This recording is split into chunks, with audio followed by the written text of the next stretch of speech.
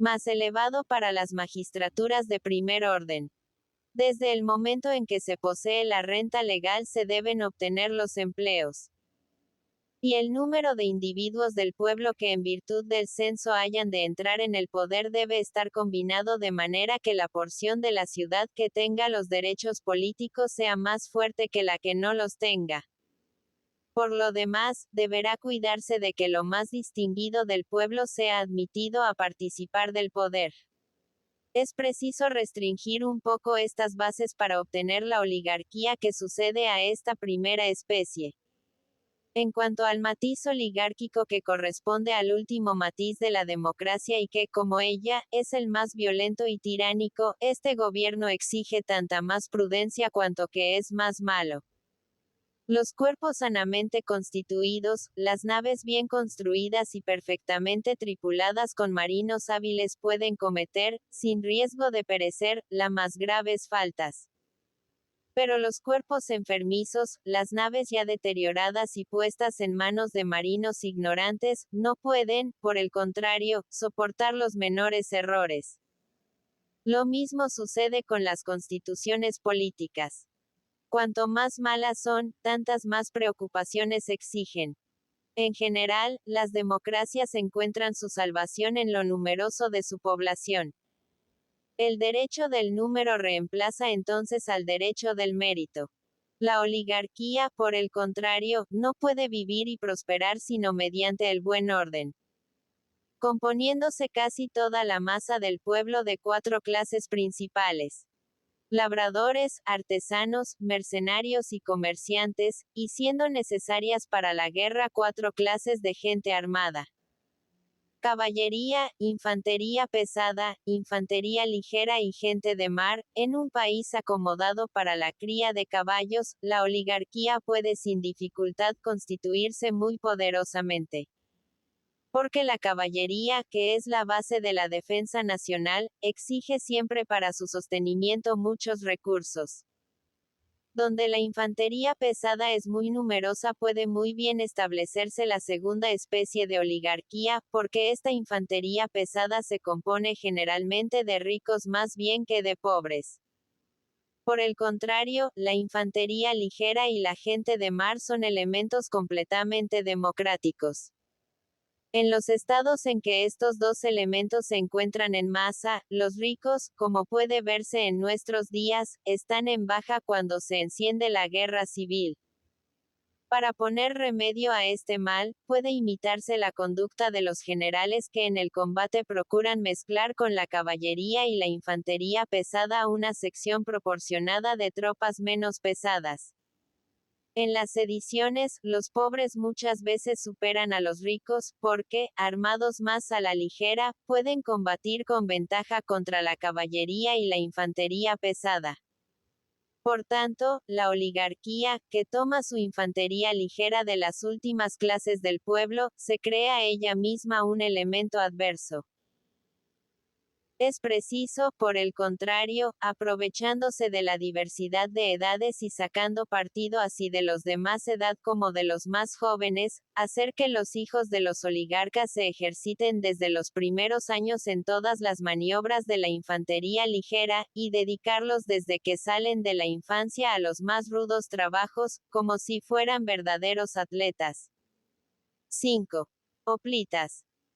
La oligarquía, por otra parte, procurará conceder derechos políticos al pueblo, sea mediante el establecimiento del censo legal, como ya he dicho, sea como hace la Constitución de Tebas, exigiendo que se haya cesado desde cierto tiempo en el ejercicio de toda ocupación liberal. Sea como en Marsella, donde se designa a aquellos que por su mérito pueden obtener los empleos, ya formen parte del gobierno, ya estén fuera de él. En cuanto a las principales magistraturas, reservadas necesariamente a los que gozan de los derechos políticos, será preciso prescribir los gastos públicos que para obtenerlas deberán hacerse. El pueblo, entonces, no se quejará de no poder alcanzar los empleos, y en medio de sus recelos perdonará sin dificultad a los que deben comprar tan caro el honor de desempeñarlos.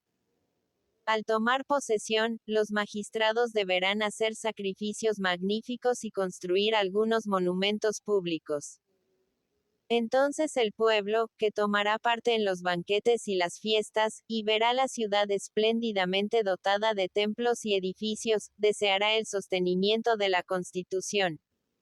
Y esto será para los ricos un soberbio testimonio de los gastos que hubieren hecho.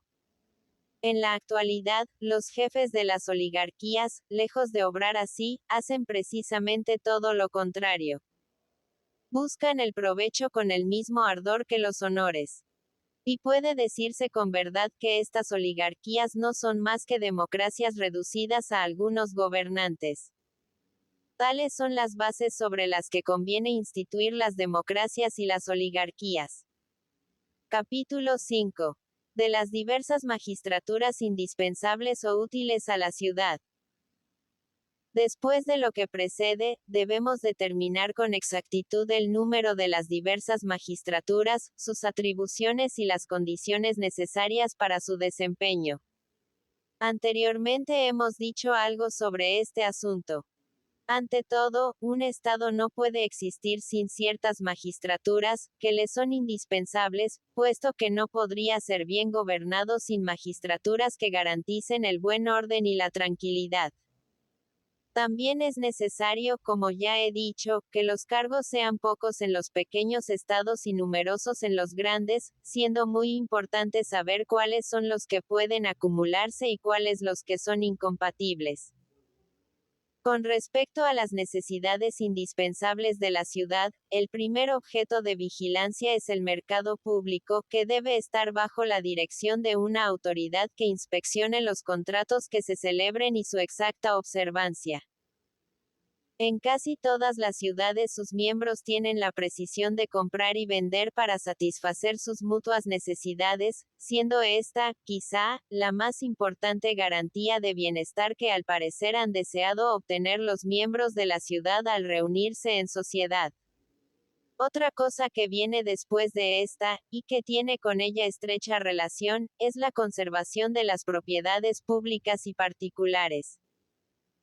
Este cargo comprende el régimen interior de la ciudad, el sostenimiento y la reparación de los edificios deteriorados y de los caminos públicos, el reglamento relativo a los deslindes de cada propiedad, para prevenir las disputas, y además todas las materias análogas a estas. Todas estas son funciones, como se dice ordinariamente, de policía urbana. Ahora bien, siendo muy variadas en los estados muy poblados se pueden distribuir entre muchas manos.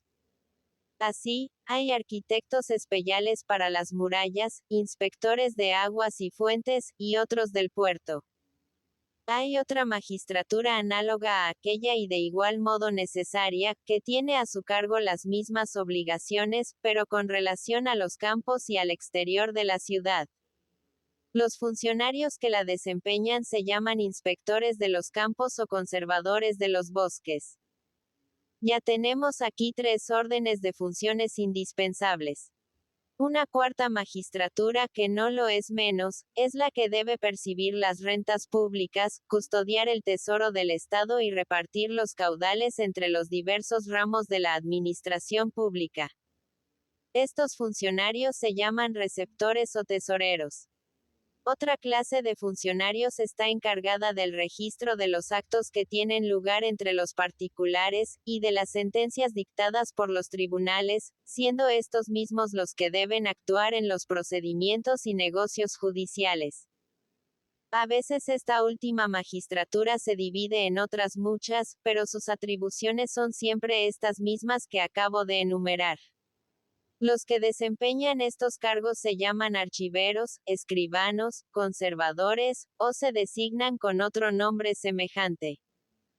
La magistratura que viene después de esta y que es la más necesaria y también la más delicada de todas, está encargada de la ejecución de las condenas judiciales, de la prosecución de los procesos y de la guarda de los presos. Lo que la hace sobre todo penosa es la animadversión que lleva consigo.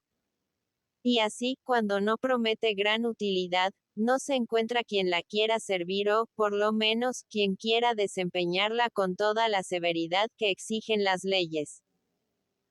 Esta magistratura es, sin embargo, indispensable, porque sería inútil administrar justicia si las sentencias no se cumpliesen, y la sociedad civil sería tan imposible sin la ejecución de los fallos como lo sería sin la justicia que los dicta. Pero es bueno que estas difíciles funciones no recaigan en una magistratura única. Es preciso repartirlas entre los miembros de los diversos tribunales y según la naturaleza de las acciones y de las reclamaciones judiciales. Además, las magistraturas que son extrañas al procedimiento podrán encargarse de la ejecución. Y en las causas en que figuran jóvenes, las ejecuciones deberán confiarse con preferencia a los magistrados jóvenes. En cuanto a los procedimientos que afectan a los magistrados públicos, debe procurarse que la magistratura que ejecuta sea distinta de la que ha condenado. Que, por ejemplo, los inspectores de la ciudad ejecuten las providencias de los inspectores de los mercados, así como las providencias de los primeros deberán ejecutarse por otros magistrados. La ejecución será tanto más completa cuanto más débil sea la animadversión que excite contra los agentes encargados de la misma. Se duplica el aborrecimiento cuando se pone en unas mismas manos la condenación y la ejecución. Y cuando se extiende a todas las cosas las funciones de juez y de ejecutor, dejándolas siempre en unas mismas manos, se provoca la execración general. Muchas veces se distinguen las funciones del carcelero de las del ejecutor, como sucede en Atenas con el Tribunal de los 11. Esta separación de funciones es oportuna, y deben discurrirse medios a propósito para hacer menos odioso el destino de carcelero, el cual es tan necesario como todos los demás de que hemos hablado. Los hombres de bien se resisten con todas sus fuerzas a aceptar este cargo, y es peligroso confiarle a hombres corruptos, porque se debería más bien guardarlos a ellos que no encomendarles la guarda de los demás. Importa, por tanto, que la magistratura encargada de estas funciones no sea la única ni perpetua. Se encomendarán a jóvenes allí donde la juventud y los guardas de la ciudad estén organizados militarmente. Y las diversas magistraturas deberán encargarse sucesivamente de estos penosos cuidados. 6. El Tribunal de los 11 estaba encargado de la guarda de los detenidos y de la ejecución de las sentencias en los juicios criminales. Para formarle, cada tribu daba un magistrado, y a estos 10 primeros se agregaba un secretario. Saint-Hilaire, Pag. 387. Tales son las magistraturas que parecen ser más necesarias en la ciudad. Enseguida vienen otras funciones que no son menos indispensables, pero que son de un orden más superior, porque exigen un mérito reconocido, y solo la confianza es la que motiva su obtención. De esta clase son las concernientes a la defensa de la ciudad y a todos los asuntos militares. Lo mismo en tiempo de paz que en tiempo de guerra, es preciso velar igualmente por la guarda de las puertas y de las murallas, y por su sostenimiento. También es preciso formar los registros de ciudadanos y distribuirlos entre los diversos cuerpos de ejército. Las magistraturas a que corresponden todas estas atribuciones son más o menos numerosas según las localidades. Así en las pequeñas ciudades un solo funcionario puede cuidar de todas estas cosas.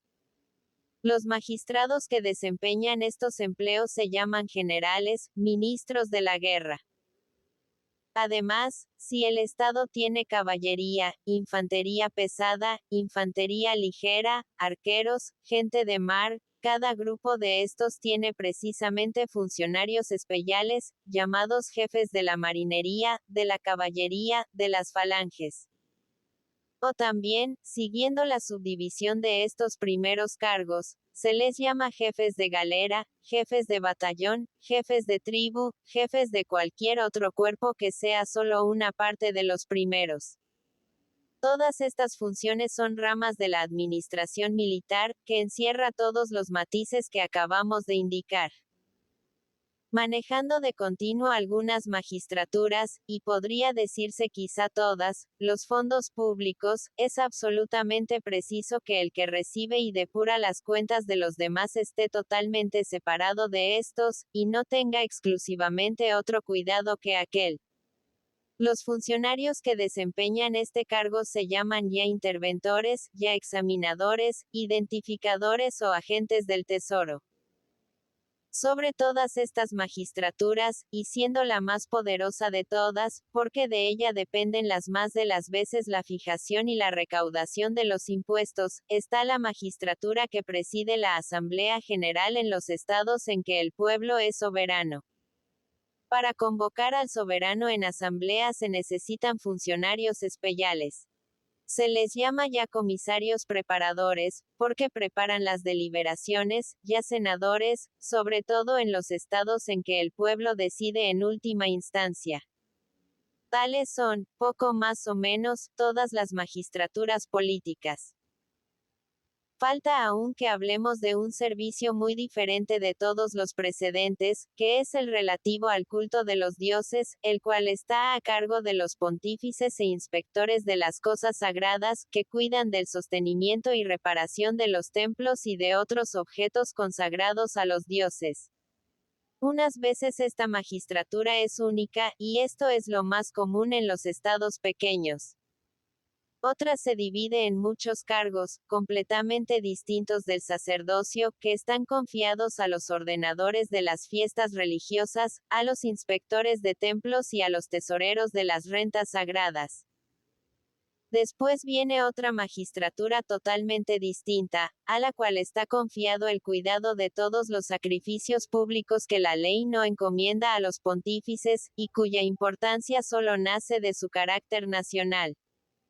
Los magistrados de esta clase toman aquí el nombre de arcontes, allá el de reyes, en otra parte el de pritaneos. En resumen, puede decirse que las magistraturas indispensables al Estado tienen por objeto el culto, la guerra, las contribuciones y gastos públicos, los mercados, la policía de la ciudad, los puertos y los campos, así como también los tribunales, las convenciones entre particulares, los procedimientos judiciales, la ejecución de los juicios, la custodia de los penados, el examen, comprobación y liquidación de las cuentas públicas.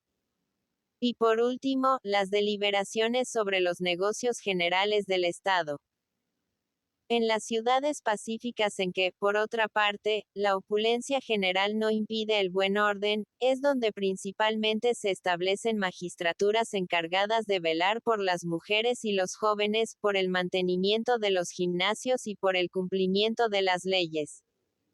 También pueden citarse los magistrados encargados de la vigilancia en los juegos solemnes, en las fiestas de Baco y en todos los de la misma naturaleza.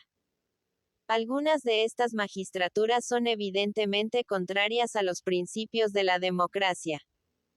Por ejemplo, la vigilancia de las mujeres y de los jóvenes, pues, en la imposibilidad de tener esclavos, los pobres se ven precisados a asociar a sus trabajos a sus mujeres e hijos. Y de los tres sistemas de magistraturas, entre las que se distribuyen mediante la elección las funciones supremas del Estado. Guardadores de las leyes, comisarios, senadores, el primero es aristocrático. El segundo, oligárquico, y el tercero, democrático. En esta rápida indagación hemos examinado todas o casi todas las funciones públicas. Libro octavo. Teoría general de las revoluciones. Capítulo 1. Procedimientos de las revoluciones.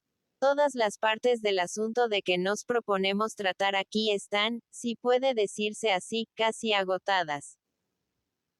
Como continuación de todo lo que precede, vamos a estudiar, de una parte, el número y la naturaleza de las causas que producen las revoluciones en los estados, los caracteres que revisten según las constituciones y las relaciones que más generalmente tienen los principios que se abandonan con los principios que se adoptan.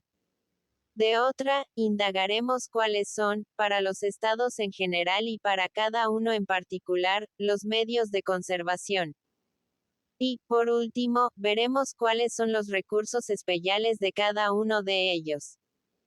Hemos enunciado ya la causa primera a que debe atribuirse la diversidad de todas las constituciones, que es la siguiente.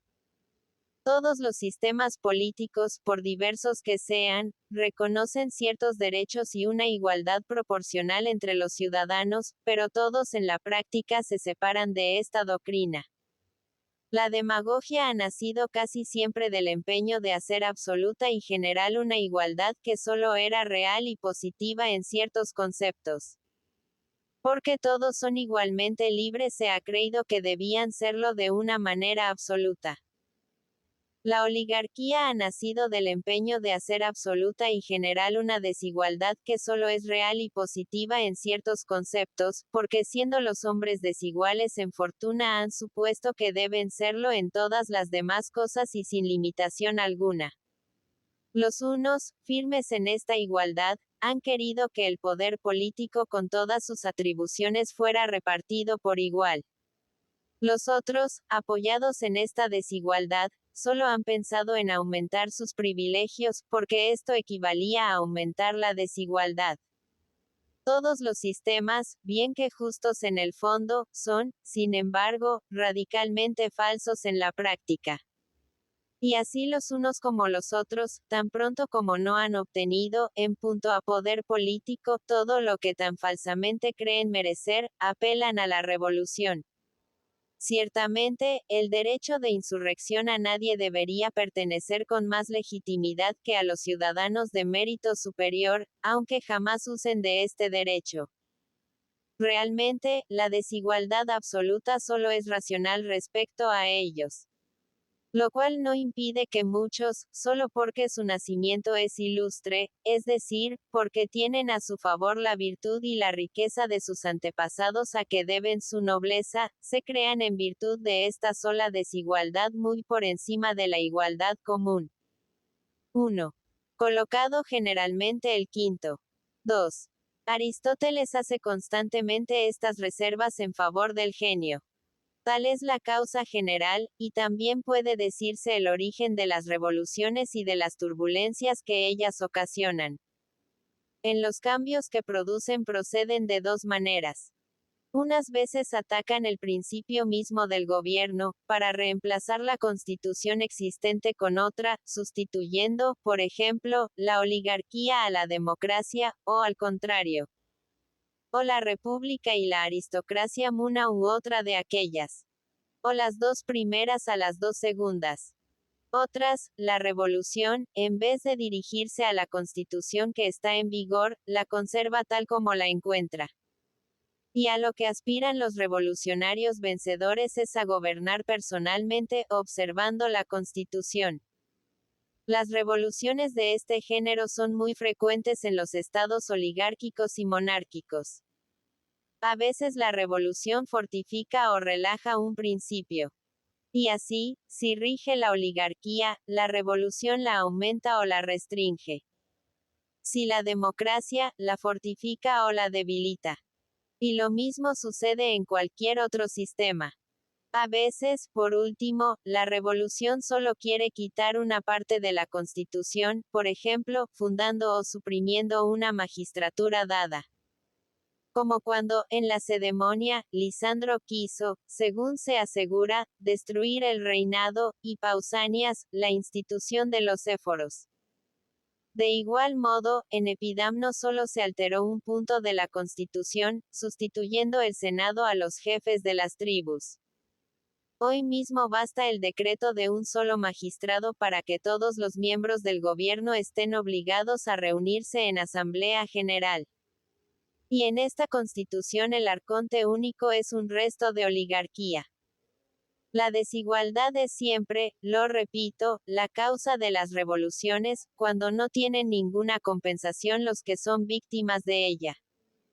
Un reinado perpetuo entre iguales es una desigualdad insoportable. Y en general puede decirse que las revoluciones se hacen para conquistar la igualdad. Esta igualdad tan ansiada es doble. Puede entenderse respecto del número y del mérito. Por la del número entiendo la igualdad o identidad en masa, en extensión. Por la del mérito entiendo la igualdad proporcional. Y así, en materia de números, 3 es más que 2, como 2 es más que 1. Pero proporcionalmente 4 es a 2 como 2 es a 1. 2, efectivamente, está con 4 en la misma relación que 1 con 2. Es la mitad en ambos casos. Puede estarse de acuerdo sobre el fondo mismo del derecho y diferir sobre la proporción en que debe concederse. Ya lo dije antes. Los unos, porque son iguales en un punto, se creen iguales de una manera absoluta. Los otros, porque son desiguales bajo un solo concepto, quieren ser desiguales en todo sin excepción. 3. Pausanias murió el año cuarto de la Olimpiada 75, 477 años a. DJ. C. 4. Esta distinción, muy importante en política, como lo es en cualquiera otra materia, es de Platón. Véase las leyes, Lib.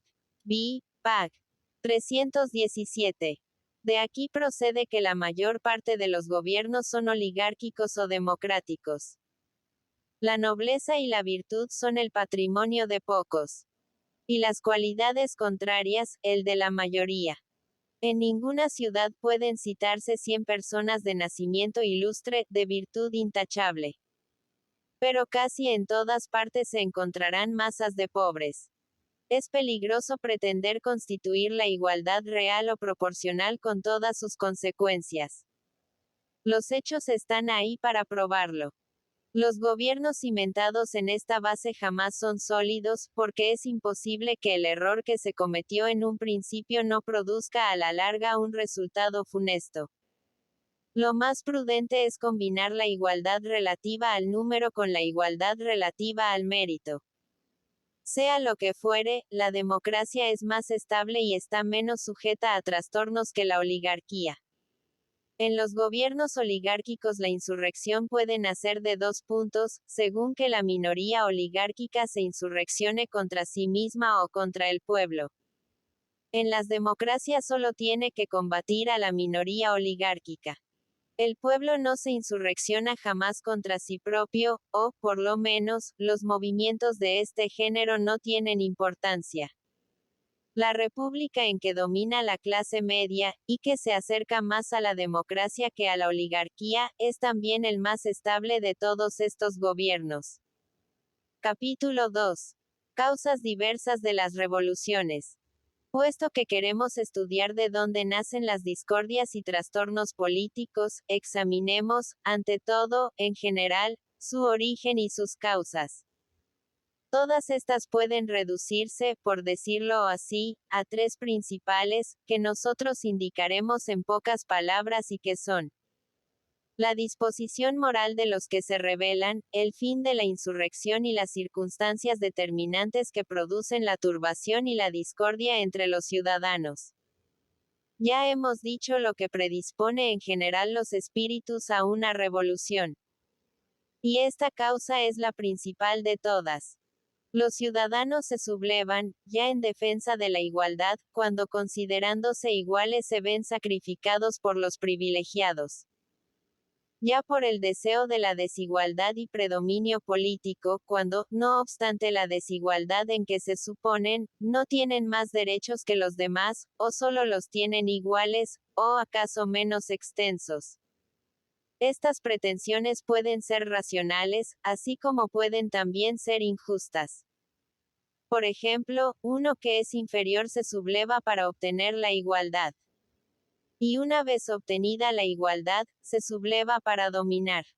Tal es, en general, la disposición del espíritu de los ciudadanos que inician las revoluciones. Su propósito, cuando se insurreccionan, es alcanzar fortuna y honores, o también evitar la oscuridad y la miseria. Porque con frecuencia la revolución no ha tenido otro objeto que el librar a algunos ciudadanos o a sus amigos de alguna mancha infamante o del pago de una multa. En fin, en cuanto a las causas e influencias particulares que determinan la disposición moral y los deseos que hemos indicado, son hasta 7, y, si se quiere, más aún. Por lo pronto, dos son idénticas a las causas antes indicadas, por más que no obren aquí de la misma manera.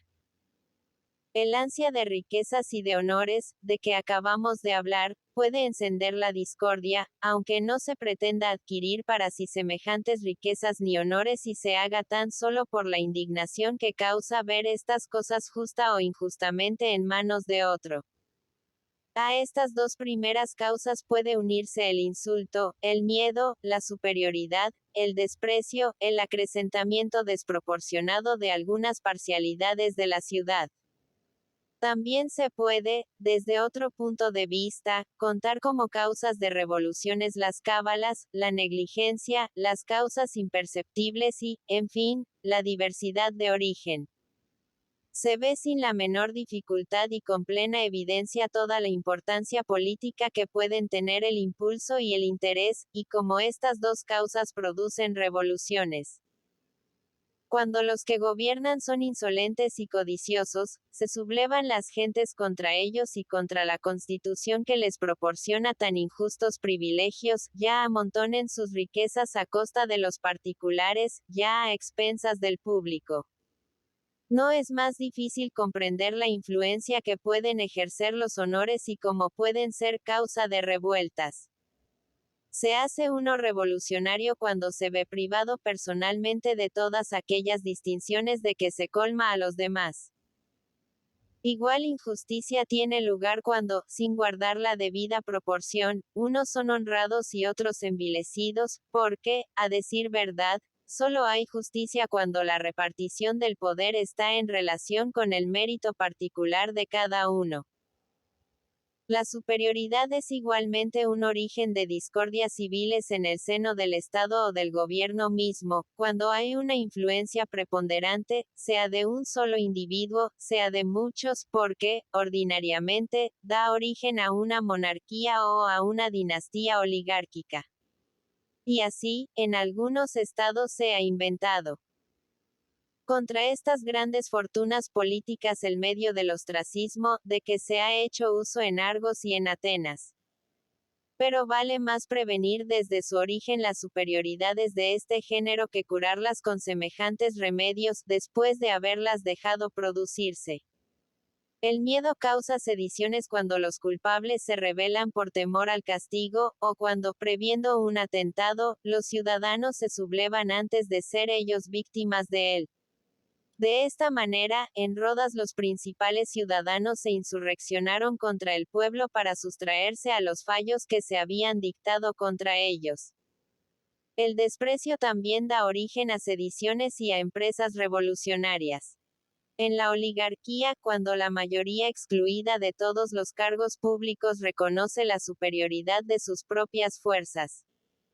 Y en la democracia, cuando los ricos se sublevan a causa del desdén que les inspiran los tumultos populares y la anarquía.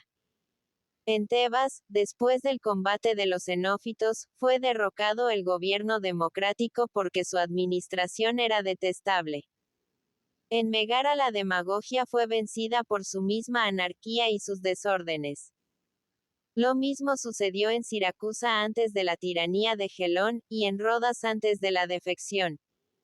5. Esta batalla, en la que fueron derrotados los atenienses por los tebanos, se dio el año cuarto de la Olimpiada 80, 458 años a. DJ.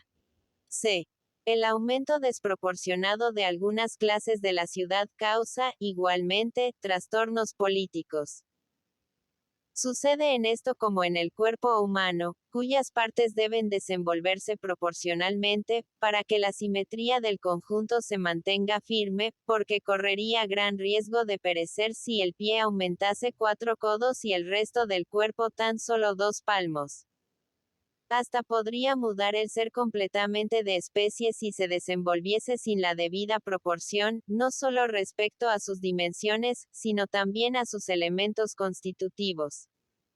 El cuerpo político se compone también de diversas partes, algunas de las cuales alcanzan en secreto un desarrollo peligroso. Como, por ejemplo, la clase de los pobres en las democracias y en las repúblicas. Sucede a veces que este resultado es producto de circunstancias enteramente eventuales. En Tarento, habiendo perecido la mayoría de los ciudadanos distinguidos en un combate contra los japijes, la demagogia reemplazó a la república, suceso que tuvo lugar poco después de la guerra médica. Argos, después de la batalla de Eudómada o de los Siete, en la que fue destruido su ejército por Cleómenes el espartano, se vio precisada a conceder el derecho de ciudadanía a los siervos.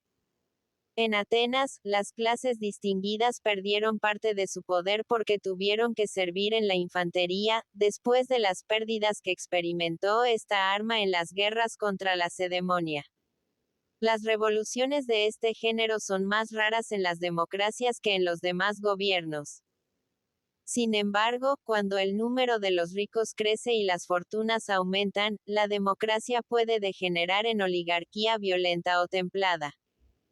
En las repúblicas, la cábala basta para producir, hasta sin movimientos tumultuosos, el cambio de la constitución.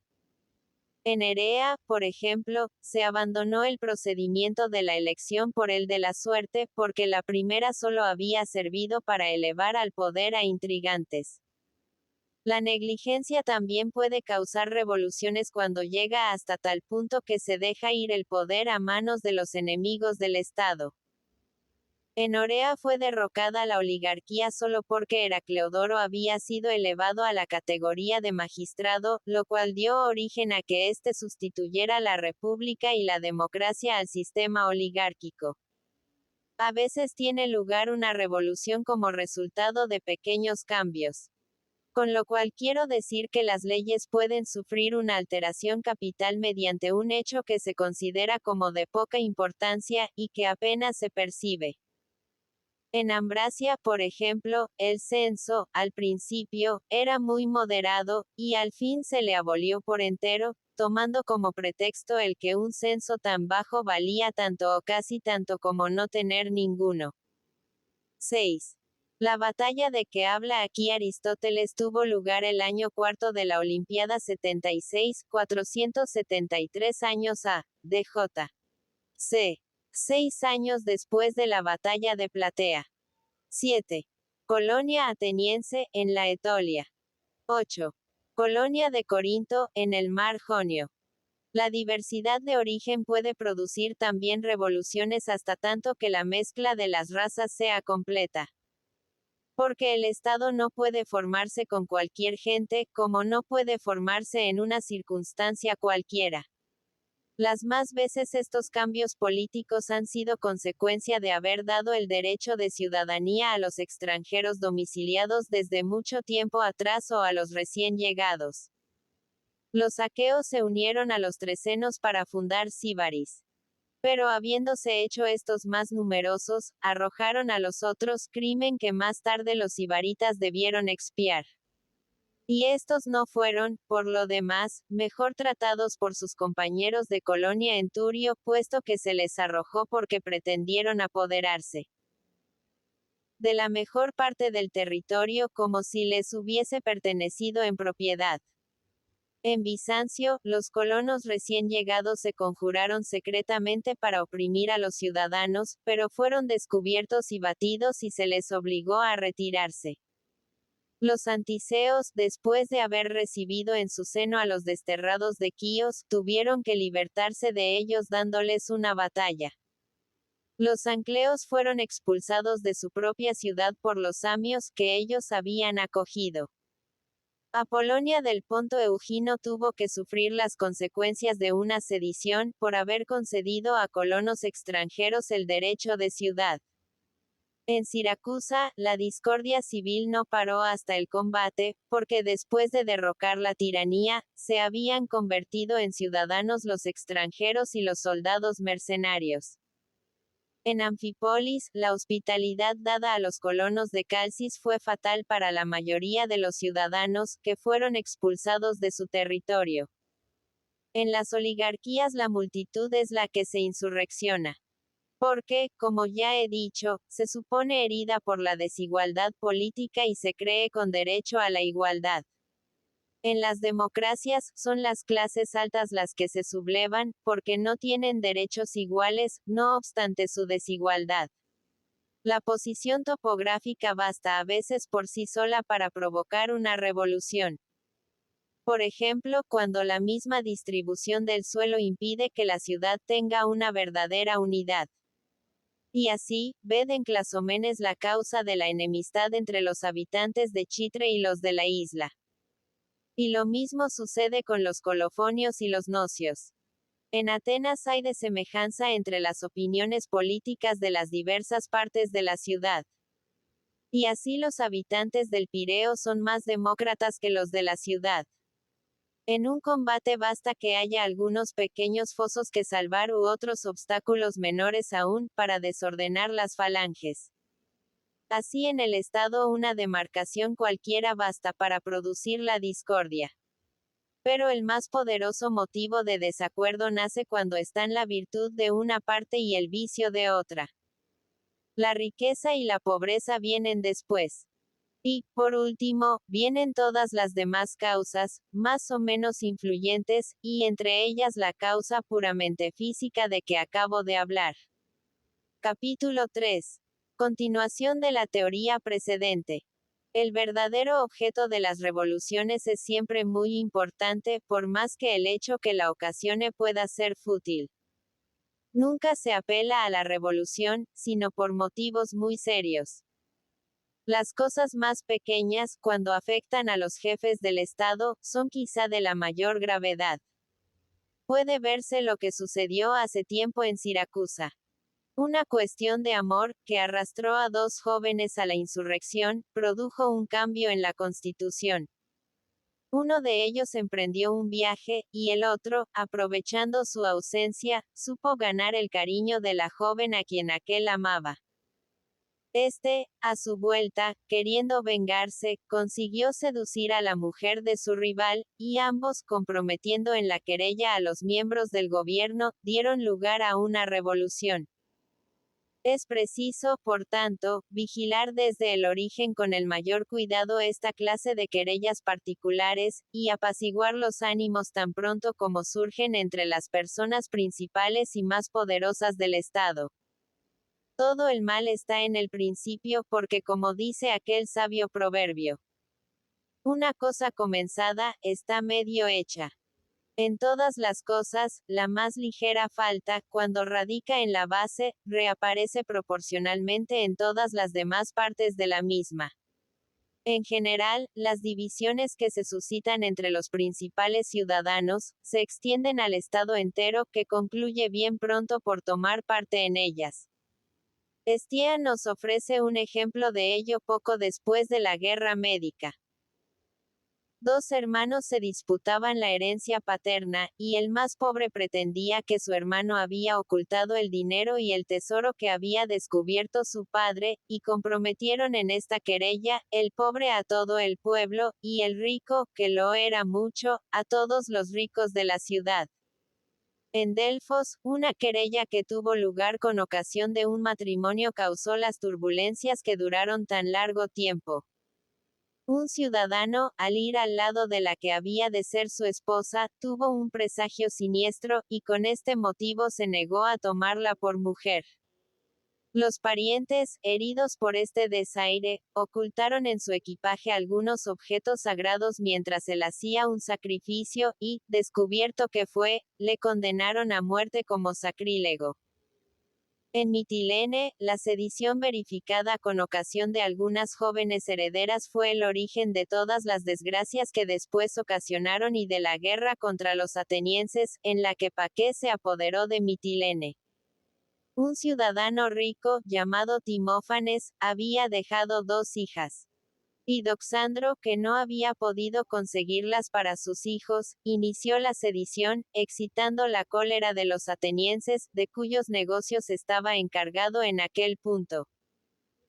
En Focea, el matrimonio de una rica heredera fue también lo que produjo la querella entre Naseo, padre de Nesón, y Eutícrates, padre de Onomarco, y como consecuencia la guerra sagrada tan funesta a los focenses. En Epidauro, un asunto matrimonial produjo asimismo un cambio en la constitución. Un ciudadano había prometido su hija a un joven, cuyo padre, siendo magistrado, condenó al padre de la prometida al pago de una multa. Y para vengarse de lo que consideraba como un insulto, hizo que se sublevaran todas las clases de la ciudad que no tenían derechos políticos. 9. Focea, véase a Dios. Sic. Lib. 16, Pag. 425, segundo año de la Olimpiada 106, 367 años a. DJ. C. Corresponde a la época del nacimiento de Alejandro. Para ocasionar una revolución que convierta el gobierno en una oligarquía, en una democracia o en una república, basta que se concedan honores o atribuciones exageradas a cualquier magistratura o a cualquier clase de Estado. La consideración excesiva que obtuvo el Areópago en la época de la Guerra Médica pareció dar demasiada fuerza al gobierno. Y en otro sentido, cuando la flota, cuya tripulación estaba compuesta de gente del pueblo, consiguió la victoria de Salamina y conquistó para Atenas, a la vez que la preponderancia marítima, el mando de la Grecia, la democracia no dejó de sacar provecho de esto. En Argos, los principales ciudadanos, orgullosos con el triunfo que alcanzaron en Mantinea contra los lacedemonios, quisieron aprovecharse de esta circunstancia para echar abajo la democracia. En Siracusa, el pueblo, que consiguió por sí solo la victoria sobre los atenienses, sustituyó la democracia a la república. En Calcis, el pueblo se hizo dueño del poder desde el momento en que quitó la vida al tirano Foxos al mismo tiempo que a los nobles. En Ambracia, el pueblo arrojó igualmente al tirano Periandro y a los conjurados que conspiraban contra él, atribuyéndose a sí mismo todo el poder. Es preciso tener en cuenta que, en general, todos los que han adquirido para su patria algún nuevo poder, sean particulares o magistrados, tribus u otra parte de la ciudad, cualquiera que ella sea, son para el Estado un foco perenne de sedición. O se rebelan los demás contra ellos por la envidia que tienen a su gloria. O ellos, enorgullecidos con sus triunfos, intentan destruir la igualdad que ya no quieren. Es también origen de revoluciones la misma igualdad de fuerzas entre las partes del Estado que parecen entre sí enemigas. Por ejemplo, entre los ricos y los pobres, cuando no hay entre ellos una clase media, o es poco numerosa la que hay. Pero tan pronto como una de las dos partes adquiere una superioridad incontestable y perfectamente evidente, la otra se libra muy bien de arrostrar inútilmente el peligro de una lucha. Por esto, los ciudadanos que se distinguen por su mérito nunca provocan, por decirlo así, las sediciones, porque están siempre en una excesiva minoría relativamente a la generalidad. 10. La batalla de Mantinea, en la que pereció Epaminondas, tuvo lugar el segundo año de la Olimpiada 104, 362 años a. DJ. C. 11. La derrota de los atenienses en Siracusa corresponde al cuarto año de la Olimpiada 91, 412 años a. DJ. C. Tales son, sobre poco más o menos, todas las causas y todas las circunstancias de los desórdenes y de las revoluciones en los diversos sistemas de gobierno. Las revoluciones proceden empleando ya la violencia, ya la astucia. La violencia puede obrar desde luego y de improviso, o bien la opresión puede venir paulatinamente.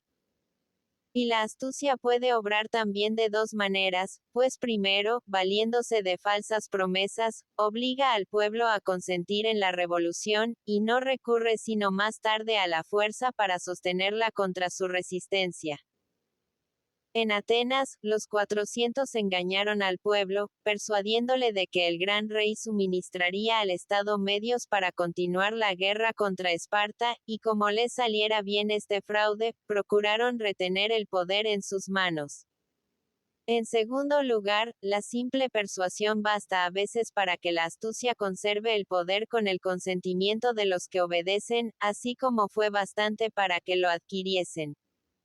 Podemos decir que, en general, las causas que hemos indicado producen revoluciones en los gobiernos de todos los géneros. 12. La creación de los 400 tuvo lugar el primer año de la Olimpiada 92, 411 años a. DJ. C. Capítulo 4. De las causas de las revoluciones en las democracias.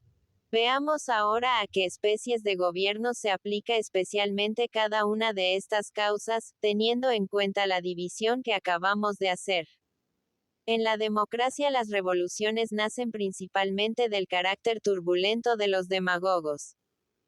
Con relación a los particulares, los demagogos con sus perpetuas denuncias obligan a los mismos ricos a reunirse para conspirar, porque el común peligro aproxima a los que son más enemigos. Y cuando se trata de asuntos públicos, procuran arrastrar a la multitud a la sublevación. Fácil es convencerse de que esto ha tenido lugar 1000 veces. En Kos, los excesos de los demagogos produjeron la caída de la democracia, poniendo a los principales ciudadanos en la necesidad de coligarse contra ella. En Rodas, los demagogos, que administraban los fondos destinados al pago de los sueldos, impidieron satisfacer el préstamo que se debía a los comandantes de las galeras, los cuales, para evitar las vejaciones de los tribunales, no tuvieron otro recurso que conspirar y derrocar al gobierno popular. En Heraclea, poco tiempo después de la colonización, los demagogos también ocasionaron la destrucción de la democracia. Con sus injusticias precisaron a los ciudadanos ricos a abandonar la ciudad. Pero se reunieron todos los expatriados, volvieron a la ciudad y arrancaron al pueblo todo su poder. En Megara desapareció poco más o menos la democracia de la misma manera. Los demagogos, para multiplicar las confiscaciones, condenaron a destierro a muchos de los principales ciudadanos, con lo cual en poco tiempo llegó a ser crecido el número de los desterrados. Pero estos volvieron de nuevo a la ciudad, y, después de derrotar al pueblo en batalla campal, establecieron un gobierno oligárquico. La misma fue en Cumas la suerte de la democracia que destruyó Trasímaco. Estos hechos y otros muchos demuestran que el camino que habitualmente siguen las revoluciones en la democracia es el siguiente. O los demagogos, queriendo congraciarse con la multitud, llegan a irritar a las clases superiores del Estado a causa de las injusticias que con ellas cometen, pidiendo el repartimiento de tierras y haciéndoles que corran a su cargo todos los gastos públicos, o se contentan con calumniarlos, para obtener la confiscación de las grandes fortunas. Antiguamente, cuando un mismo personaje era demagogo y general, el gobierno degeneraba fácilmente en tiranía, y casi todos los antiguos tiranos comenzaron por ser demagogos. Estas usurpaciones eran en aquel tiempo mucho más frecuentes que lo son hoy, por una razón muy sencilla. En aquella época, para ser demagogo, era indispensable proceder de las filas del ejército, porque entonces no se sabía todavía utilizar hábilmente la palabra. En la actualidad, gracias a los progresos de la retórica, basta saber hablar bien para llegar a ser jefe del pueblo. Pero los oradores no se convierten nunca o raras veces en usurpadores, a causa de su ignorancia militar. 13. Patria de Hipócrates. Lo que hacía también que fueran las tiranías en aquel tiempo más frecuentes que en el nuestro, era que se concentraban poderes enormes en una sola magistratura, como sucedía con el Pritaneo de Mileto, donde el magistrado que estaba revestido de tal autoridad reunía numerosas y poderosas atribuciones. También debe añadirse que en aquella época los estados eran muy pequeños.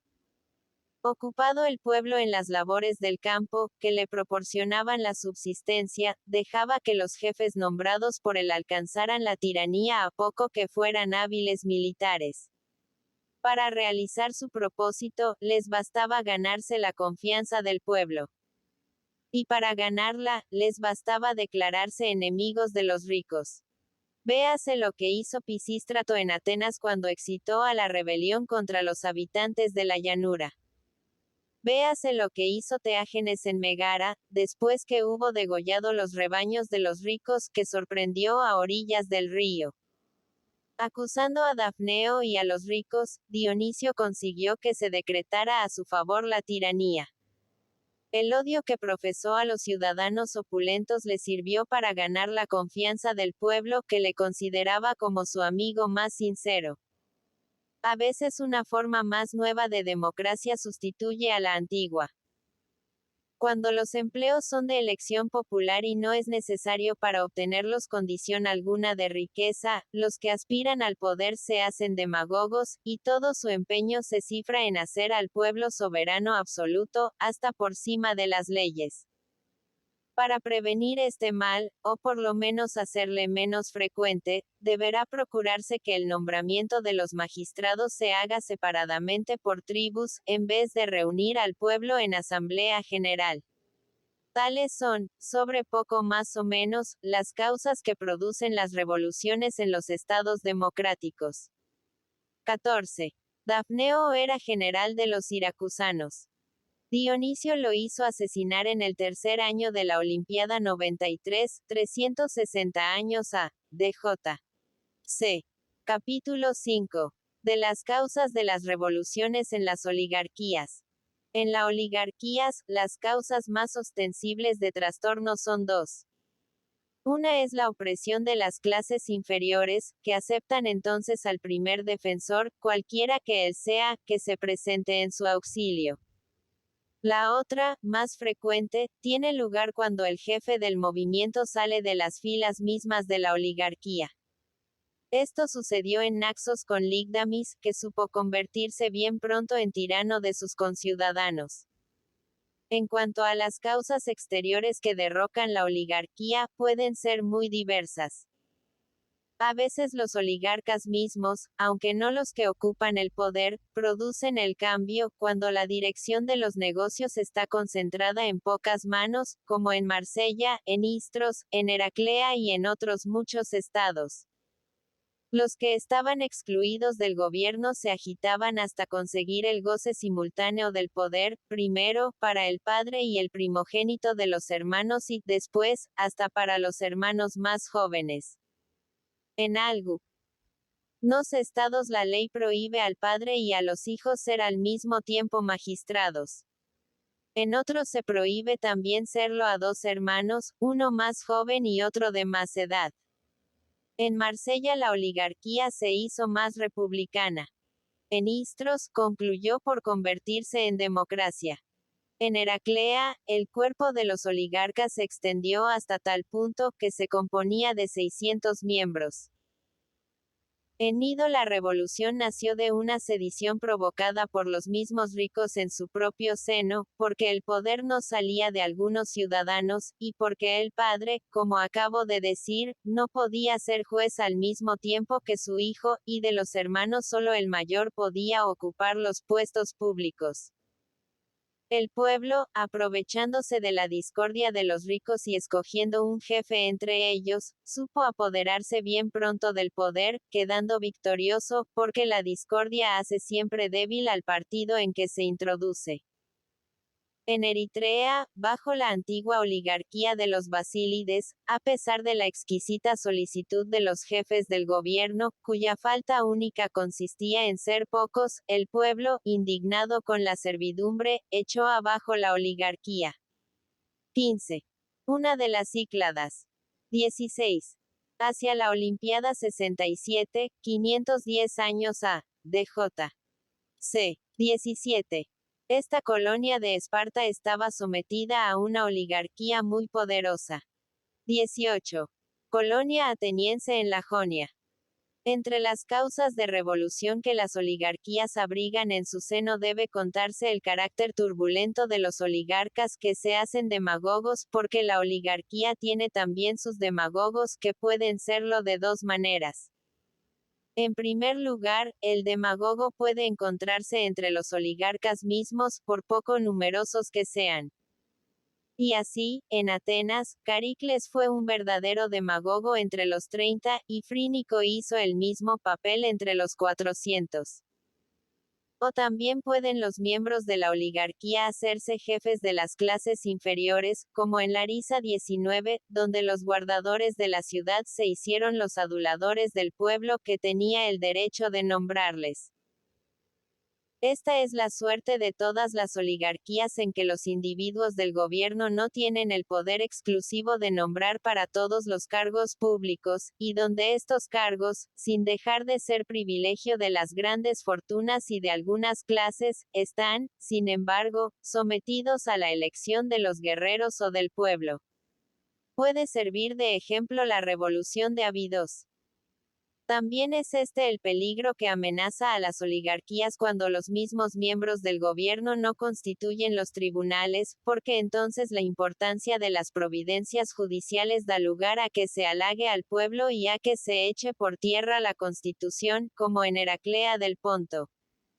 En fin, esto sucede también cuando la oligarquía intenta concentrarse demasiado, porque los oligarcas, que reclaman para sí la igualdad, no tienen más remedio que llamar al pueblo en su auxilio. Otra causa de revolución en las oligarquías puede nacer de la mala conducta de los oligarcas que han dilapidado su propia fortuna en medio de sus excesos. Una vez arruinados, solo piensan en la revolución, y entonces, o se apoderan por sí mismos de la tiranía, o la preparan para otros, como Hiparino la preparó para Dionisio en Siracusa. En Anfípolis, el falso Cleotino supo introducir en la ciudad colonos de Calcis, y una vez establecidos en ella, los lanzó contra los ricos. En Egina, el deseo de reparar las pérdidas de fortuna del individuo que dirigió la conspiración contra Cares, fue la causa de haber querido cambiar la forma de gobierno. A veces, en lugar de derrocar la constitución, los oligarcas arruinados roban el tesoro público, y entonces, o la discordia se introduce en sus filas, o la revolución sale de las de los ciudadanos, que repelen a los ladrones por la fuerza. De esta clase fue la revolución de Apolonia del Ponto. Cuando hay unión en la oligarquía, corre esta poco riesgo de destruirse a sí propia, y la prueba la tenemos en el gobierno de Farsalia. Los miembros de aquella oligarquía, aunque en excesiva minoría, saben, gracias a su sabia moderación, mandar sobre grandes masas. Pero la oligarquía está perdida cuando dentro de su seno nace otra oligarquía.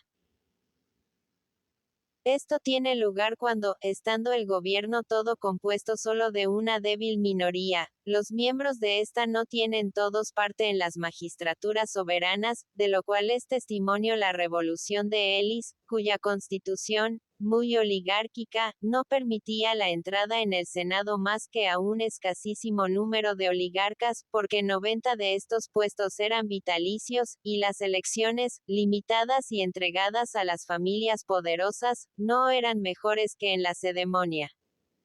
19. Ciudad de Tesalia. 20. Colonia de Mileto en el Helesponto. 21. General ateniense que fue vencido en Queronea en el año 389 a. DJ. C. 22. Capital de la Eólida. La revolución lo mismo tiene lugar en las oligarquías en tiempo de guerra que en tiempo de paz. Durante la guerra, el gobierno se arruina a causa de su desconfianza respecto del pueblo del cual se ve precisado a valerse para rechazar al enemigo.